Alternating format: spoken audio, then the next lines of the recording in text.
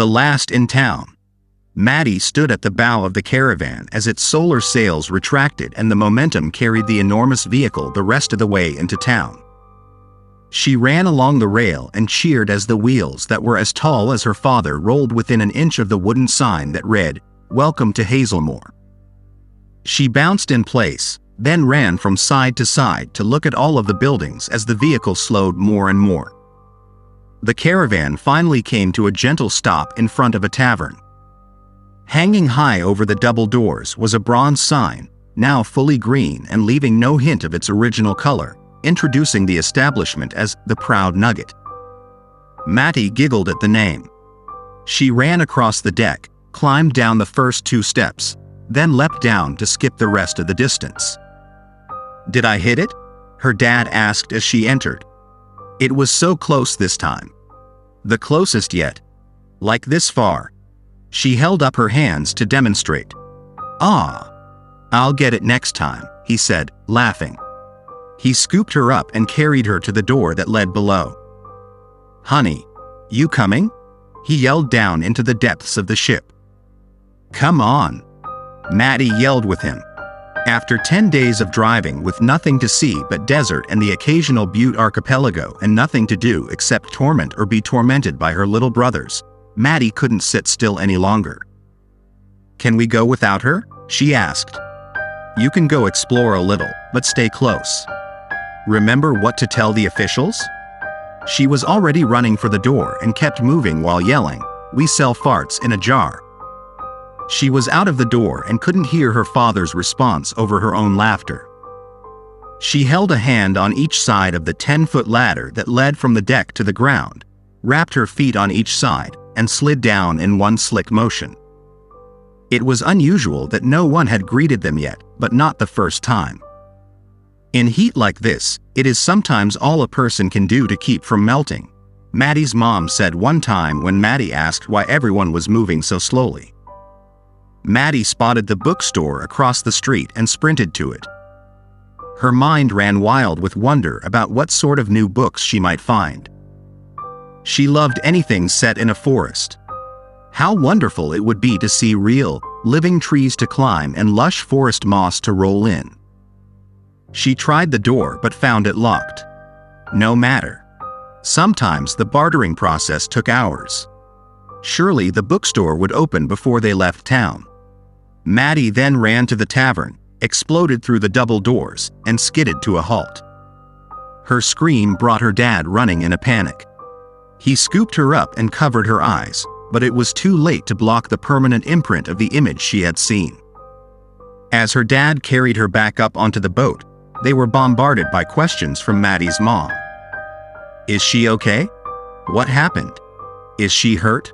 Can I see her? Set her up here, right here. Can I see her? Maddie, honey, what is it? Are you hurt? Can you even hear me, sweetie?" The questions were suffocated under the mountain of body parts and drowned by the sea of blood that Maddie had seen in the tavern. She didn't cry yet. That would come later. For now, she could only nod her head. "I want to see," her younger brother Roger yelled and ran for the ladder. "No!" The whole family jumped at her father's booming shout. It was rare that he used it, and that made its use effective. Roger ran to the doorway and clung to it, unsure of how much danger he was in. "No one leaves the caravan." "I'll look around myself," Maddie's dad said. "Gideon, what was it?" her mom asked. "Tell me, please. Eleanor, I love you, but trust me on this." "I don't know what's happening here yet," he said. He leaned in and whispered. Maddie's mom gasped, her hand shot to her mouth, and her eyes grew wide. Maddie's dad herded the family inside, armed his wife's trembling hands with a repeating rifle, considered handing Maddie the revolver she had practiced with, then changed his mind and tucked it back into the cupboard. He put on his bandolier and opened the door with both of his pistols drawn. "You don't open this door for anyone but me, understand?" Maddie's mom nodded and locked the door behind him. 15 minutes later, her father returned. "Honey, it's me. I need a hand. There's a man alive out here," Maddie's mom looked over the kids and said, "I'll be right back." In a minute, Maddie's parents were both back inside the ship. They carried an unconscious man, took him below deck, and laid him on Maddie's bed. His clothes were shredded, splattered with dried blood, and barely clinging to his body. His skin was dry, cracked, and horribly burned from sun exposure. A handful of papers were tucked into the man's shirt. Maddie's dad ran back to the cockpit and deployed the solar sails. The whine of the electric engine grew to a gentle hum, and the caravan slowly built up to its cruising speed. Maddie's mom joined him once she felt the ship moving. Maddie followed them and hid as close to the door as she could get without being caught. "Were there any others?" Maddie's mom asked. "No. The whole town was wiped out. He's the only one. The tavern was the worst.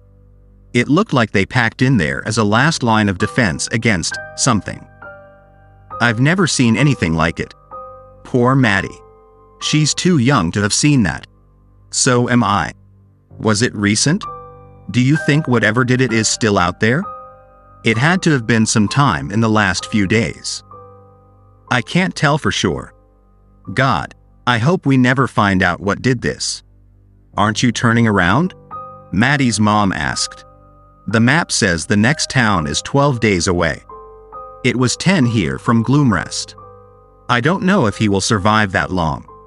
If he can survive 10, he will survive 2 more.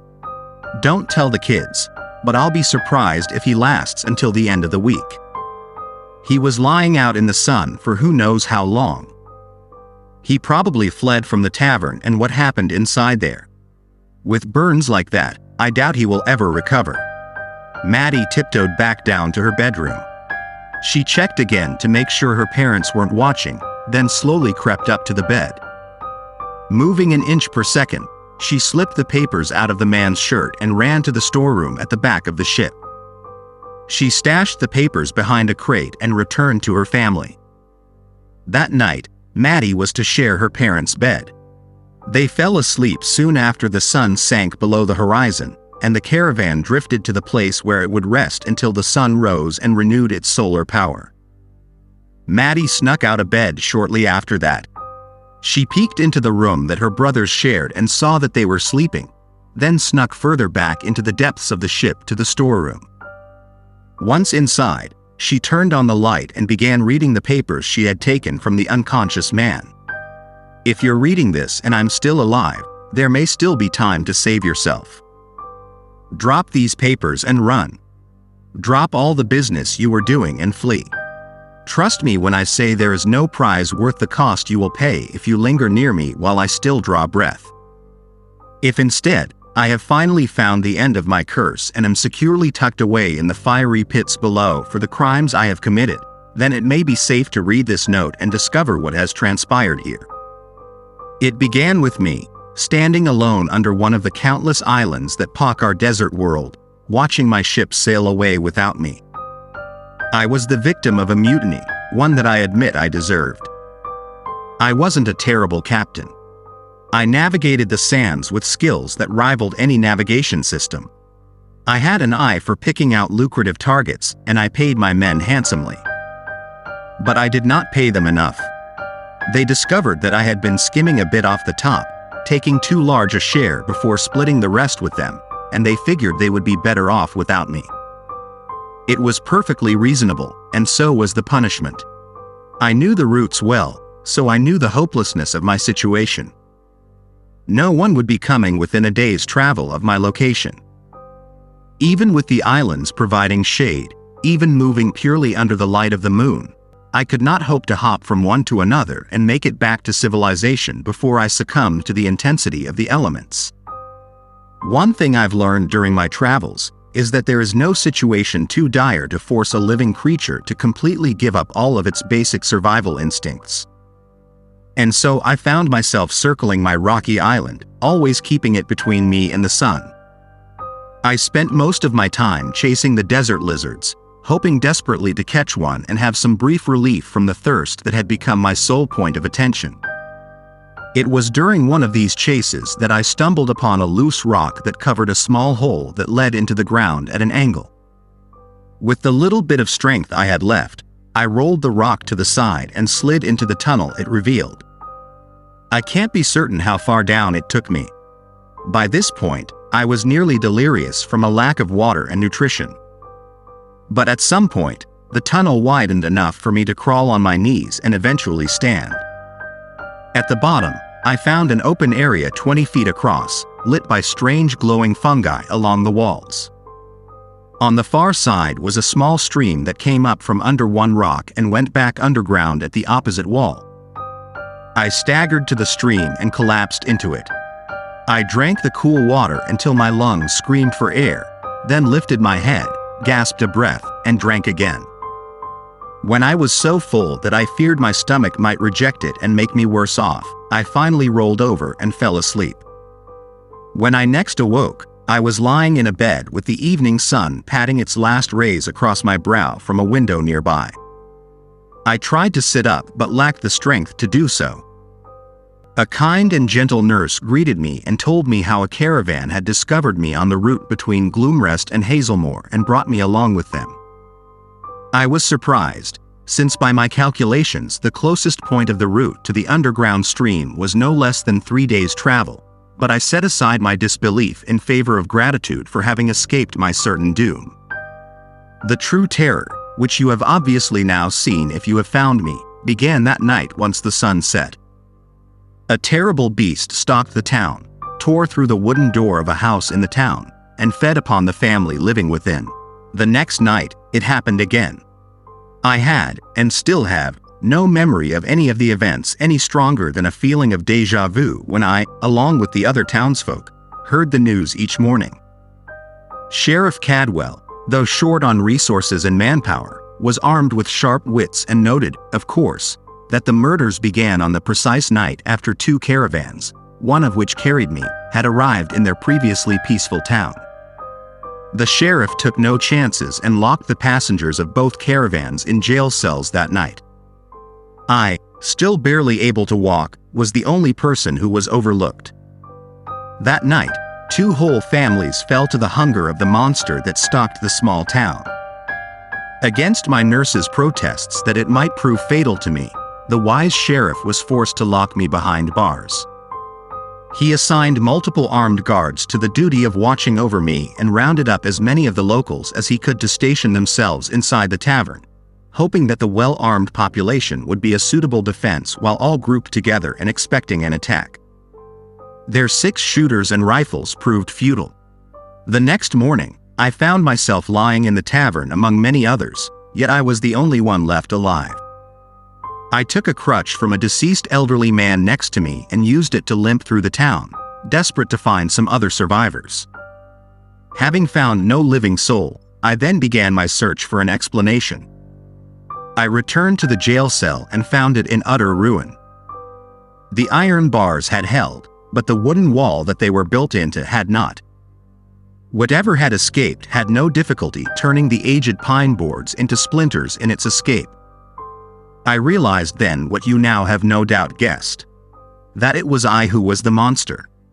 It is the only explanation that could possibly fit.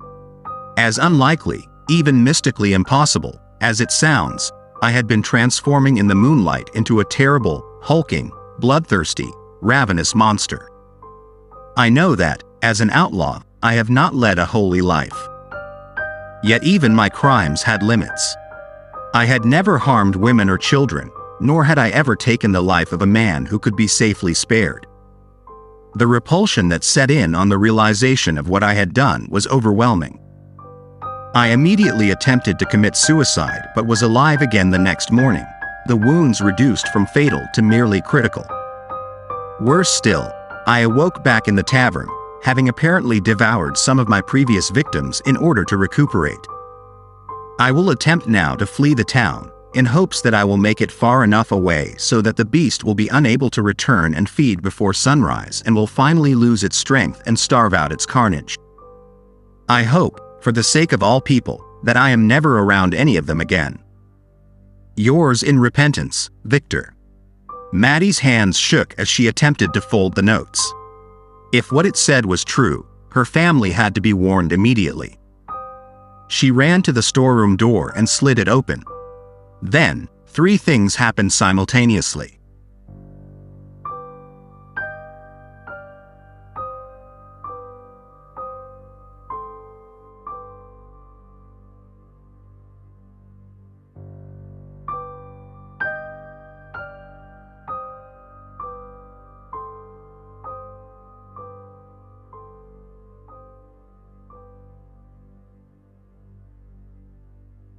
Maddie took 3 steps out of the storeroom and stopped, gaping in horror.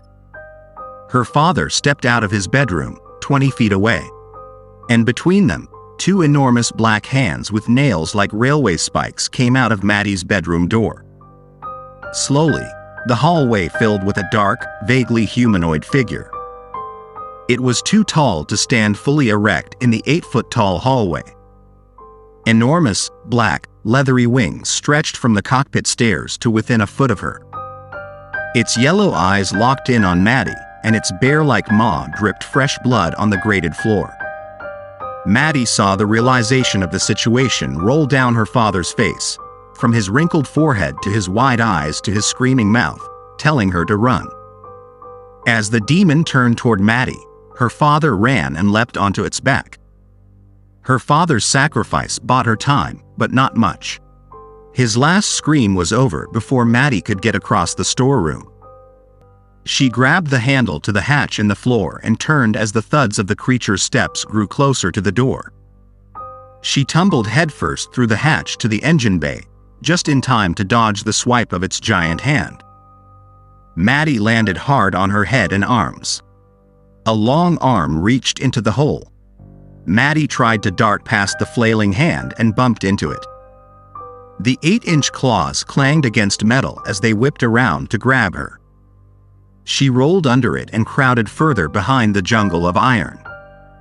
Pressed into the smallest corner she could find, protected by 3,000 pounds of curving pipe and machinery, she watched the arm blindly flail after its lost prey.